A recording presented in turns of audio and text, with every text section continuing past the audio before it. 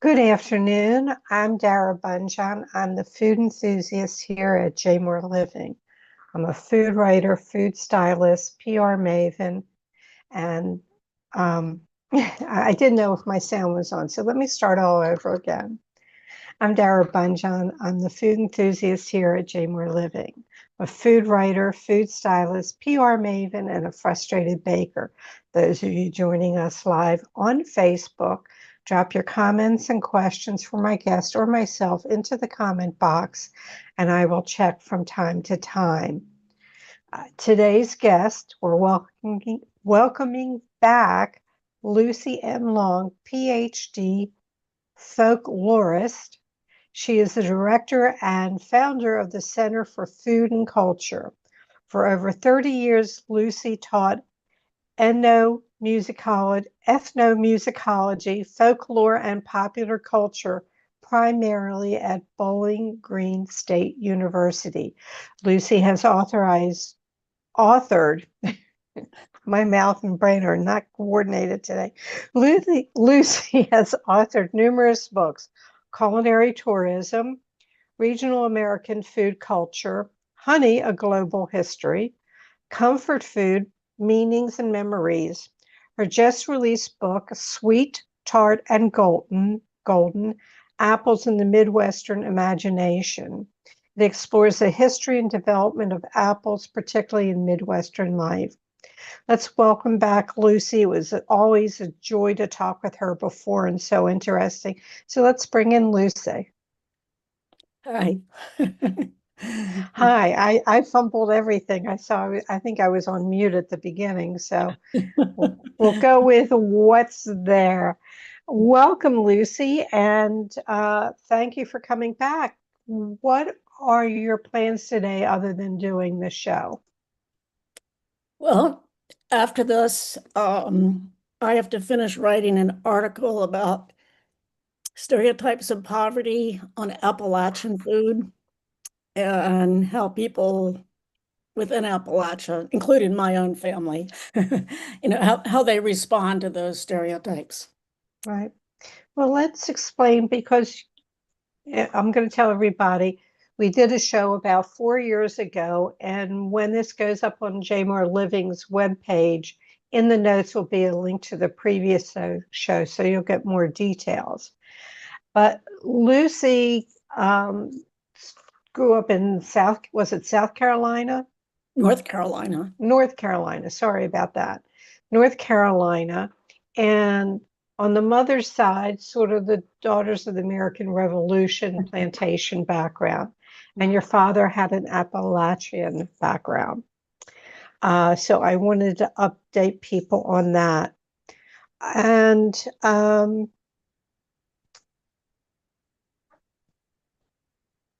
let's talk real quickly about the foodandculture.org. What was the mission? What is the mission for foodandculture.org so people get a gist of what you're doing? Okay, this is the Center for Food and Culture, and we try to educate people. We initially we were networking also, and the internet is doing that, so we don't really have to do that anymore. But we educate people about the relationship between food and culture. It doesn't sound radical now to say food is a cultural domain, a cultural phenomenon. 20 years ago that was radical. And people didn't really know what it meant. Oh, okay, okay, so the history of this food, of French food or something. But as a folklorist, I look at the meanings that people, individuals and groups of people put onto food, how they create those meanings, how they use those meanings, how they use food to express their identities, their values, create communities. And so we actually usually say meaningfulness rather than meaning, because meaningfulness captures that feeling of we have emotional connections to food. Right. It evokes memories and all. So So and the other thing too about my background, my father worked for the State Department. He was an economist. And so I actually spent a lot of my childhood um, in North Carolina in the mountains, but also in South Korea, Taiwan, Thailand, Vietnam. And so that gave me these contrasting cultures, and it made me very, very aware, that different people eat different things, and the same thing can mean different things to different people. So, um, when you run the show before, you were just starting on Sweet Tart and Golden book. Uh, why apples? You know, people, they take it for granted. There's apples, Isaac Newton shot one off the top of the head, why apples? Exactly. Well, part of it, part of it goes back to my own children. Um, I moved to Northwest Ohio for work to teach at the university. And my husband was teaching at the university. And so my children were born and raised here in Northwest Ohio. We also lived a lot of other places. And, I didn't feel like I fit in. This was not really my culture. And one day, one of the kids, I think it was my daughter, said, Mom, how come, you're always studying and talking about all these other places? What about us? What about our own culture? And I realized, yeah. And part of it is that I didn't feel like it was my own, so I didn't feel like I had the right to say anything. But I realized there were stereotypes that I had of the Midwest when I moved out here. When, like Ohio, Iowa, who knows? It's It's, I think you call it flyover country. yes, yeah, the whole flyover region. Yeah, and I as a folklorist, I do try to appreciate, what every culture has to offer. And I recognize that sometimes things are not to my taste, it's not what I would prefer, but it makes sense within that culture. So I did start kind of looking more at, okay, what's around here. And that was a while ago that because my kids are in their 30s now. So, but I also chose apples because when I was growing up, I loved going apple picking. And when I was in North Carolina with my father's family up in the mountains in Ashe County, they always had apple orchards and there always were wild apples too. And I'd love to tromp through the woods with my father. And then we'd come to a field and here would be an apple tree. And there'd be these apples that were all misshapen and full of worms. He would just, cut out the worms. And they were the most delicious apples. And then when I lived in Korea, the apples in Korea are wonderful. I just love them. And then I lived in Washington, D.C. for a while, and we would go apple picking over in the Shenandoah Valley. So I also spent time in Massachusetts, New Hampshire, and the apples there were delicious. So when I moved to Bowling Green, I asked people, so what do you consider distinctive about the culture here? And people frequently said apples. Said apples. That's kind of because apples are everywhere.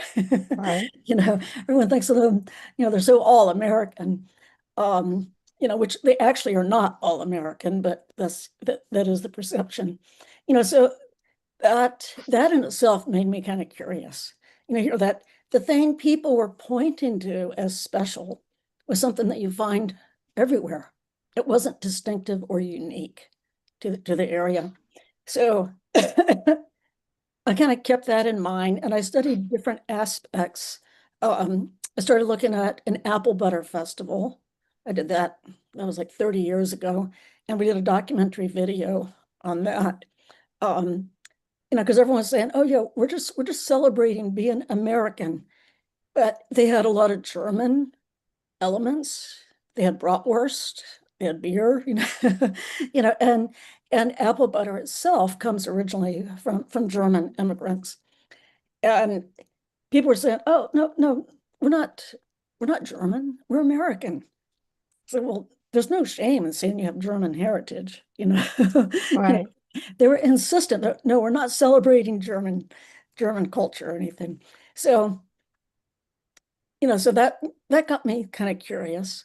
Um, and then the more I started looking at apples, the more I realized they were a real metaphor, for this kind of conundrum in Midwestern culture, in which it is the flyover region in many ways, to the rest of the country, it's just middle America, but also to people who live here.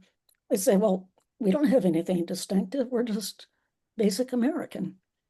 And okay, so, you know, there's that perception of not being unique or distinctive, but there actually are things that are very meaningful, some of which are distinctive, but things are still meaningful, even if you do find them other places. And they do have their own specific memories attached to them. Right. You brought up the apple butter. I was looking online at the breakdown of the book, uh, Apples, Midwestern Culture, Role of Apples in the Midwestern Foodways, a history and discussion of Johnny Appleseed, orchards, cider, apple butter, industrial apple. Now, you said you went to the Apple Butter Festival, but more so, you've gone to a lot of different festivals that were centered around apples. And this is I mean, how many did you go to? And I'm going to kick back to me. I was writing a story on pho, Vietnamese Mhm. soup, and I went to like 12 restaurants, ate pho for like 2 weeks, and didn't want to eat it for like another 2 years. I didn't know if this affected you about the apples or anything in all these fairs and festivals. Well, the the nice thing about focusing on food for research purposes is really, really easy to find people who want to assist me in my research. So, one of the things I discovered when I moved out here, there weren't that many public social spaces. I mean, this was in the mid 80s. There was church and school and family, and trying to find places where people were doing things, and anyone was welcome was actually kind of difficult. And I started finding there were lots of festivals, apple festivals, and it was kind of a fun thing to do. And, especially when my children were little, it was something that, we could do as a family. Um, and it's just, I think that is one of the things that is kind of distinctive to the Midwest. Mhm. Some people, or at least to this part of the Midwest, some people would say, well, that's because they don't have anything else going on. So they're desperately trying to come up with things to celebrate, and like marketing almost, and you can interpret it that way.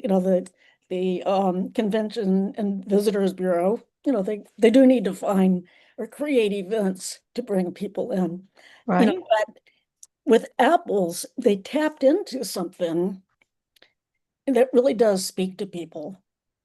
And and then partly because apples are considered all American, even though they actually come from Central Asia, Kazakhstan originally, but you know, Apple events have this aura of being welcoming to everyone. And people expect to have fun, but to also maybe learn a little bit. You give your teacher an apple, so they're not surprised if there's an educational component. And they're not surprised if there are people of color, the people of other ethnicities. So the Apple festivals frequently are the only places I've been to where you see anyone who's Hispanic or Black. And it always kind of shocked me.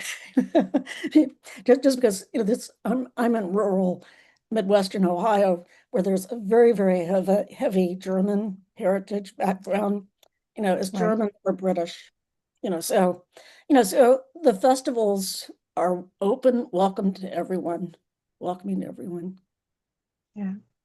Um, Apples, I think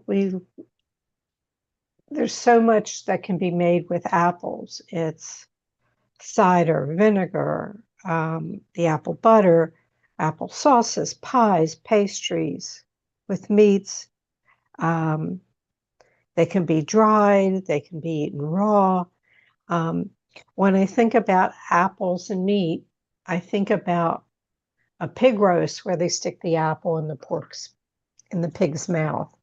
I don't know if you have any history on that, but obviously apples and pork go together. Any thoughts on that? Well, historically, apples have been used in, throughout Asia, the Middle East, throughout Europe, and then North America once Europeans started coming in and bringing apples, but the little tiny crab apples, those are native, those are indigenous to North America and to Europe. And some groups of people were using those. It's just that they're very hard, very tart, and very bitter. So it's when the Europeans started bringing in the cultivated apples, that changed everything. And they were bringing them in initially for cider. Well, I'm just, uh, if I mention the name, let me say this. Who is John Chapman? John Chapman is better known as Johnny Appleseed. And like most people, probably, I assumed that he was a made-up legend, a Walt Disney character, until I moved out here. And he he always showed up at festivals, even if it wasn't an Apple festival. It was like a heritage festival or um, and frequently it was a caricature of the Walt Disney, wearing a pot on his head. Not always though. And so I started like, huh, that's strange because I didn't see Johnny Appleseed anywhere on the East Coast or in the South. And so I started talking to people about that. And there were a lot of very serious historians of Johnny Appleseed in this area, including many of the reenactors. Um, and then I started finding out more about him. And partly because that's someone that my children were learning about in school. He was one of the heroes, along with John Glenn, I think. But All there the weren't, Johns. there weren't that many Ohio heroes. It's like, oh, okay, we can grab onto him. Uh, and so then, when I started learning about him, he was fascinating, a fascinating character. And there actually are tree stumps, and what some people say are descendants of trees that he planted, 45 minutes from here. So and he owned property in different places all around Ohio. And you can still go and see, oh yeah, that's where his building was. I didn't, I knew the name Johnny Appleseed, but I for sure didn't know John Chapman. So it's nice to know that. All this, just people were tuning in that Lucy's new book, A Sweet, Tart, and Golden Apples in the Midwestern Imagination, has just been released and is available on Amazon. And the Food and Culture, the Center for Food and Culture, it's foodandculture.org. That's coming up in the comments section. And I'm not sure whether it got through to my people at JMOR, but I think there is some type of coupon you said that might come up on J Moore's site or maybe here, where they can go to a certain email address or website and get a special discount. So that, or you'll find it on Amazon.com. I found it fascinating that Kazakhstan is where Apple started. I know. You know, how do you root back that far back to Well, find it? the Smithsonian magazine, I'm pretty sure it was the Smithsonian, had an article about that. And there was actually a Russian scientist, botanist, who discovered that back in the early 1900s. However, there were no interchanges between, Soviet scientists and Western European and American ones, because of the Cold War. So that would have been 30s, 40s, 50s, or 40s, 50s, 60s. So, European, Western American scientists started analyzing the DNA of apples, and they were able to start narrowing down. Oh, okay, all this DNA it was taking them to Central Asia. So they followed the DNA trail and they got to Kazakhstan and they started asking around. And people who lived there said, oh, of course, yeah, we know the apples started here. In fact, that mountain over there, that's the father of Apple Mountain. And the capital city of Kazakhstan is Almaty, which means father of apples. Oh, And really? Okay. yeah, yeah, and I know, I was fascinated by this, because here, Western science, DNA, analysis is taking all this, and all they had to do was just talk to some of the village people and said, "Oh, here, we'll take you out to the forest of wild apples." Well, you said, we feel here in the United States that apples are ours. It's an all-American thing, all-American apple pie, Yes, yes. right? Well, and which is ironic because apple pie is found, throughout the British Isles. I mean, that's what you eat on Halloween in Ireland is apple pie, but it's not the apples piled up on high, like all the American drawings are. So, but I think, part of the reason apples became considered so American was that apple cider was considered essential for the early colonists and the pioneers. The fermentation and the alcohol would kill some of the bacteria that was in water. So they considered it safer than water. They considered it nutritious, and it was promoted by George Washington, Thomas Jefferson, Benjamin Franklin. Benjamin Franklin said he wouldn't trust anyone who didn't drink apple cider. And Hard, hard, hard hard cider. light, right. Um, Hard but it cider. was the British, wasn't it the British that brought it over, the cider? Yes, yes, yes. It was the British and the Dutch, because cider was, and when I say cider, I mean hard cider. It was used throughout Europe, throughout Western Europe, also. Yeah. Yeah. So it also plays into part of the mythology of the U.S. as being a British-based country, and American foodways, food culture is based very much on Dutch, British, and German, ways of eating and ingredients, but also attitudes towards food. So beliefs about what was healthy, you know. And, so it is kind of the whole mythology of, it's a reality, that this is what the early colonists and pioneers were drinking.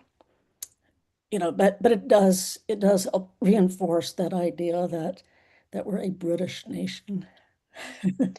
So 4 years ago, you were starting to work on sweet tart and golden. What's in your back pocket? What are you working on now? Is there another book in development? There actually is. I just finished a small book for the Reaction Press, the edible series on hard cider, a global history. So that was a lot of fun. But I'm sure it was. I know, I know.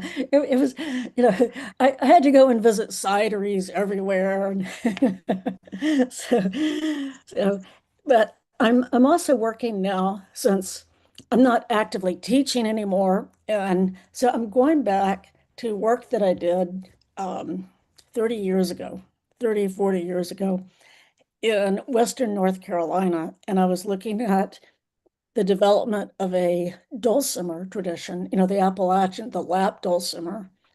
And this was in a community that it was only about half an hour away from where my father grew up and all my relatives there. None of them had ever seen dulcimers before, even though they came in with Daniel Boone, so they were very Appalachian. And in this one little community, they had this very strong tradition of dulcimers. And outsiders, when I say outsiders, anyone who did not grow up there, was considered an outsider. So there were like folklore collectors, folk music aficionados, educators, people who were just trying to exploit the region. They would come in and they were always looking for something that would be unique. And people said, oh, well, we have this instrument over here that someone from New York said this was kind of special, and so they developed this whole tradition. I refer to it as negotiating tradition because each individual resident in this community developed their own relationships with outsiders and with the dulcimer. And it became a tradition. So whenever people would talk about that community, oh yeah, yeah, they have dulcimers there. That's what was distinctive. Well, we've talked apples, remind people that you can learn more about food and culture at foodandculture.org. And links will be coming up for the book, which is Sweet, Tart, and Golden Apples in the Midwestern Imagination. So find that paperback, Kindle, very cost effective. And if you've enjoyed this talk, you're going to be fascinated by everything that we just take for granted. And there's such a rich history to it. So go for that.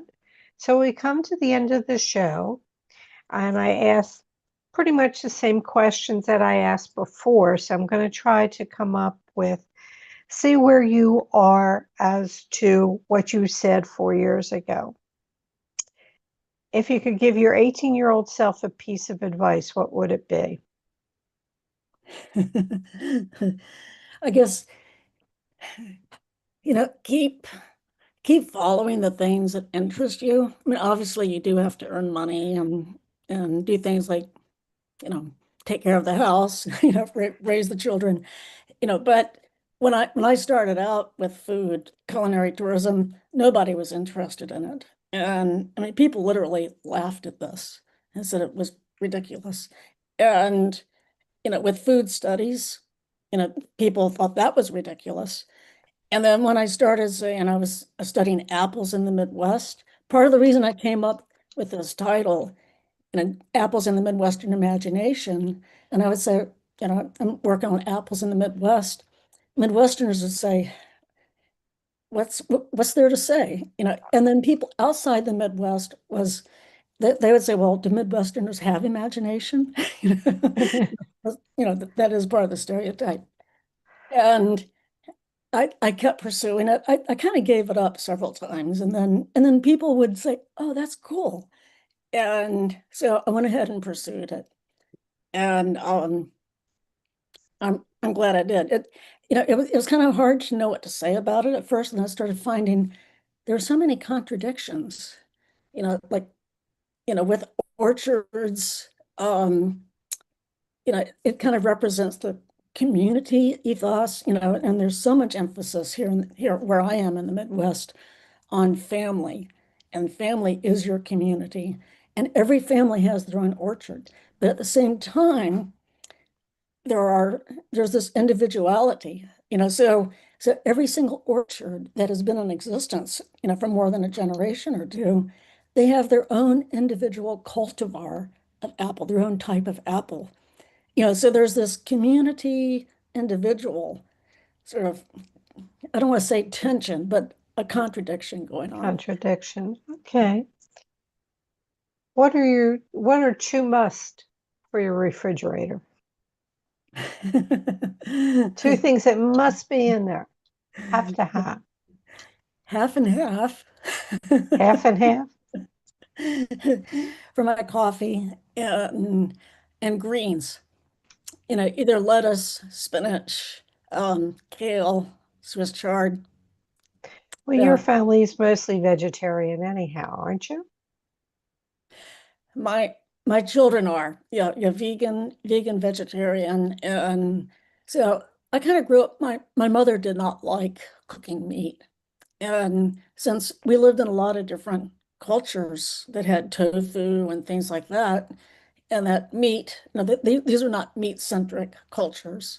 Um, and even within Appalachia, it was mostly soup, beans, and cornbread that my father would cook for us.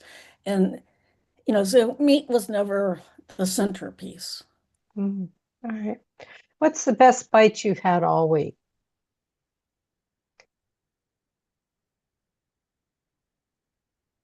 So I think my internet may have just cut out there. What was the best bite you've had all week? The best bite I had all week. Um, Actually, believe it or not, a friend of mine who moved away is back visiting in town. So she came over for supper the other night and brought pizza. It was her favorite pizza from Toledo. I didn't grow up with pizza. I'm not a pizza aficionado. Um, so she brought this pizza, and I think it had mushrooms and onions, or onions and green peppers, and very thick mozzarella cheese. It was really good. I have been hankering for a New York slice. I don't need a lot of pizza. And that big, slightly oily, semi-flimsy New York slice. And there's really no place around here where I can just go to the slice. I don't want to get a whole pizza for myself. All Right. right, so not enough about me.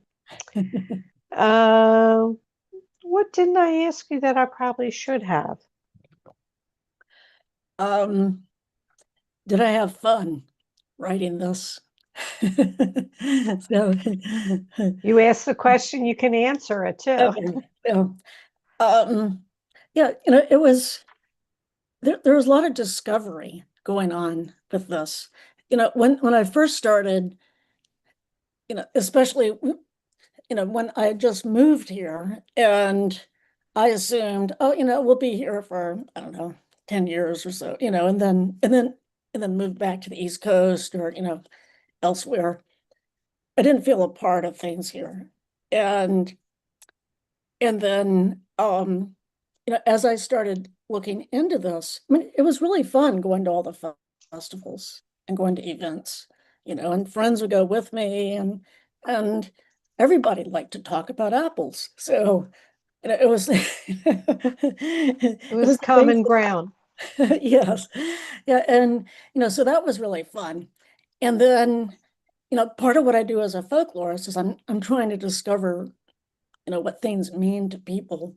And that was fascinating to find out, oh yeah, people have these memories of orchards that, either I never thought of that, or yeah, I have that too. So sort of finding commonalities, but also things that were distinctive. And then to discover that it was very meaningful to my children, which I had no idea that they had a lot of fond memories of Johnny Appleseed. And so my son in New York, in Brooklyn, is a cartoonist for the New Yorker. And he had actually drawn some cartoons about Johnny Appleseed. And my daughter, who lives in Ireland, named named a kitten Appleseed. So what is going on? And my oldest son, who unfortunately passed away, but he I'm sorry. was he was very into everything natural, and he loved Johnny Appleseed because Johnny Appleseed was this outsider, an outlier, and he at the end of his life he was vegetarian and he talked to the animals and my son related to all that. I'm like, what? You know, You didn't know. yeah, so it was fun. It was that sense of discovery was really fun. That's great. Lucy M. Long, because we can't say Lucy Long. What was Lucy Long? You told us beforehand. So Lucy Long, Miss Lucy Long, was two things. General Robert E. Lee's second favorite horse was named Miss Lucy Long, but there was a minstrel show tune written in the 1830s, it was a tune that became a minstrel show tune, and it was used to finish every minstrel show. And Miss Lucy Long apparently was a dancer. I mean, this was, you know, men, dressed in drag and blackface, pretending to be Lucy Long. She was a dancer, and you can take your imagination from there. So, it's a song in traditional, and you can actually go on YouTube and find renditions of it. Well, that won't be coming up in the information, but there'll be more information coming up posted for whatever reason. Let me see. Let me do it. I have a problem if I don't refresh the screen. Let's do this. Okay, it's come up. J Moore, J Moore, J Moore. And so all that information has come up in the comments. It doesn't automatically reflect for me, so forgot to do that. Lucy, a pleasure, a joy, much success, happiness, health, and all that. And the cats did not cut in. No, no, they didn't. They're sound asleep in the sun.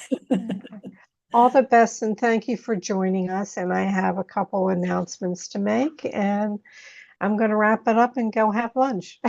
Okay, thank you. Thank you. It's All always fun chatting. right. Thank you, Lucy. All right, everybody. Let me put on my readers. Next week's guest on show number 284 here on the Food Enthusiast will be Monty Carlo, cook, writer, and television host. In the space between, as a self-taught chef and eventual TV host and James Beard Foundation advisor, she carved out a cuisine all her own, one that's a testament to a life spent bridging two cultures, one being Puerto Rico. It is a mosaic of borrowed words, flavors, and reflections of the bittersweet beauty of connecting two very different ways of life. It's pure Spanglish, and that's the title of her new book. And we will be talking to Monty next week. If you want to find me, I'm at Dara Cooks on Instagram and on Facebook. You can find under the Food Enthusiast or Jamor Living. All our shows are archived, so you can feel free to go back into the show's archives and check out the different interviews that we've done, all 283 of them. Go to jamorliving.com, go to the drop-down menu, it says food, and you'll see the Food Enthusiast, and you click on there and you can have access to all the past shows. Don't miss the link to sign up for the free bi-monthly food newsletter that Jay Moore does. We truly appreciate it when you share our show with friends and family. May your plates always remain full. See you next week.